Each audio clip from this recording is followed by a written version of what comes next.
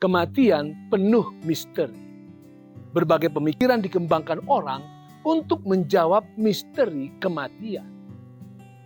Ada beberapa pemahaman yang menyebar kuat, jadi populer, diterima banyak orang, tetapi sayangnya tidak didukung Alkitab. Contohnya yang pertama, near death experience atau mati suri. Salah satu website Indonesia menerangkan, mati suri sering digambarkan sebagai perasaan bahwa jiwa seseorang telah meninggalkan raganya. Dilanjutkan dengan pengalaman melewati terowongan gelap dengan cahaya di ujung terowongan. Dan pergi ke dimensi di mana seseorang merasakan perasaan hangat, nyaman, dan dicintai. Saudara, itu adalah kesaksian beberapa orang yang sempat mati namun tidak jadi. Dan ini dijadikan bukti bahwa setelah kematian, arwah manusia masih hidup dan pergi ke suatu tempat. Saudara, ini tentunya fakta menarik. Tetapi saudara, apapun faktanya, Alkitab tidak mendukung keterangan pengalaman seperti ini.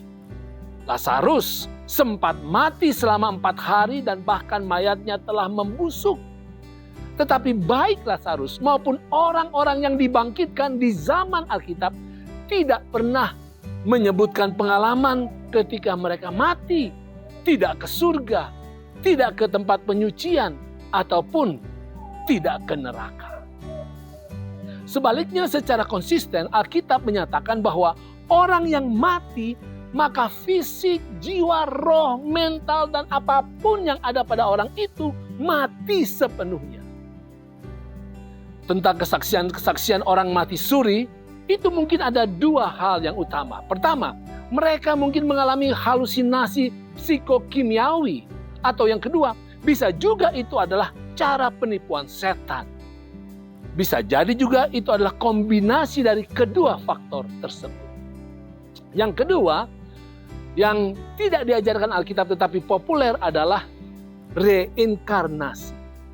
Banyak yang mengira bahwa jiwa adalah abadi dan setiap jiwa akan melewati banyak siklus kematian dan kelahiran kembali di bumi ini.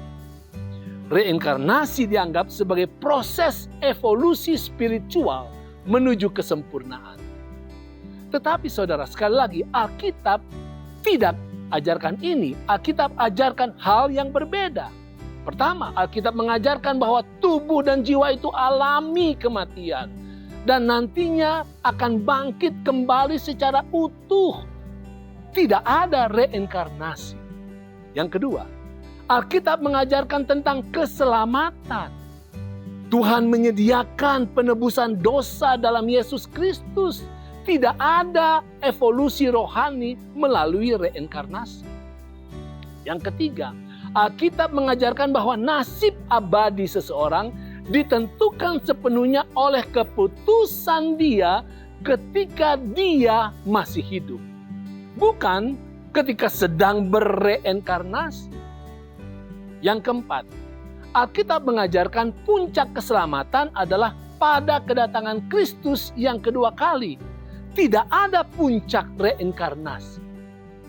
Yang kelima, Alkitab mengajarkan bahwa kita memperoleh hidup kekal berdasarkan kasih karunia Tuhan. Usaha kita tidak akan dapat menghidupkan ataupun menyelamatkan kita. Tidak ada proses reinkarnasi. Hal berikut yang populer tetapi tidak diajarkan Alkitab adalah penujuman atau nekromansi. Ini berasal dari istilah Yunani, nekros dan manteia, ramalan. Dipraktekkan sejak zaman dulu.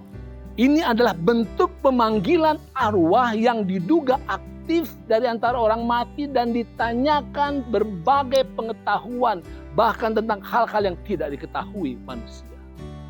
Itu tidak Alkitabiah.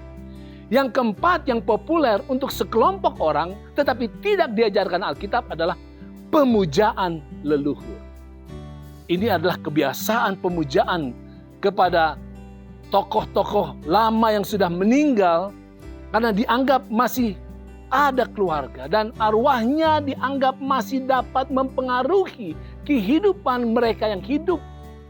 Tetapi praktek ini ditentang oleh Alkitab. Saudara, setan adalah lawan yang sangat licik. Dia mengembangkan berbagai ide yang luar biasa untuk membawa orang banyak meninggalkan Tuhan dan menjadi pengikutnya. Tetapi marilah kita bergantung kepada Tuhan saja, saudara.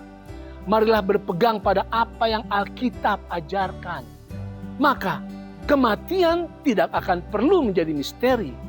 Kematian dapat menjadi kepastian di mana itu adalah waktu untuk beristirahat sejenak dan siap untuk dibangkitkan kembali untuk menerima upah kekal dari Tuhan. Itu